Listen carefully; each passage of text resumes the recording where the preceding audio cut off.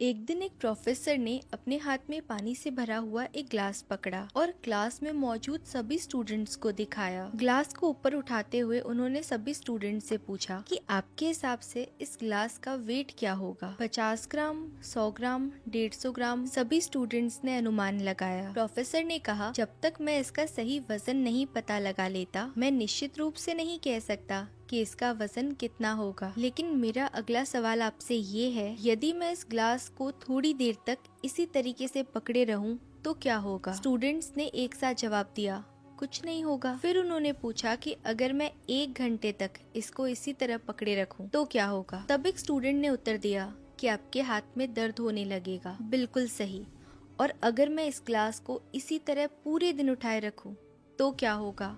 अब प्रोफेसर ने आगे पूछा, आपका हाथ सुन्न हो सकता है और आपकी मांसपेशियों में तनाव आ सकता है, लकवा भी मार सकता है और आपको अस्पताल भी जाना पड़ सकता है। एक छात्र ने चुटकी ली और बाकी सब भी हंसने लगे। प्रोफेसर ने कहा, बहुत अच्छा, लेकिन क्या इस ग्लास का वजन बदला? सभी ने एक साथ ना में जवाब दिया। प्रोफेसर ने सवाल किया, तो फिर हाथ में दर्द और मांसपेशियों में तनाव क्यों आया, जबकि ग्लास का वजन तो वही है? छात्र ये सुनकर चौंक गए और सोच में पड़ गए। फिर प्रोफेसर ने पूछा, अब इस दर्द से राहत पाने के लिए मुझे क्या करना चाहिए? एक छात्र ने उत्तर दिया, ग्लास को नीचे रख दीजिए। प्रोफेसर ने ग्लास को मेज पे रखते हुए कहा, बिल्कुल सही। जैसे ये ग्लास आपके हाथ में है, ठीक वैसे ही हमारी जीवन में समस्याएं हैं। जब हम उन्हें थोड़ी देर के लिए दिमाग में रखते हैं तो हमें लगता है कि सब ठीक है, लेकिन जब हम उन्हें बहुत ज्यादा सोचने लगते हैं तब वो हमें मानसिक पीड़ा देने लगती है। और यदि हम इन्हें और अधिक देर तक अपने दिमाग में रखते हैं तो ये हमें जकड़ लेती है। समस्याओं के बारे में सोचना जरूरी है, लेकिन दिन के अंत में सोने जाने से पहले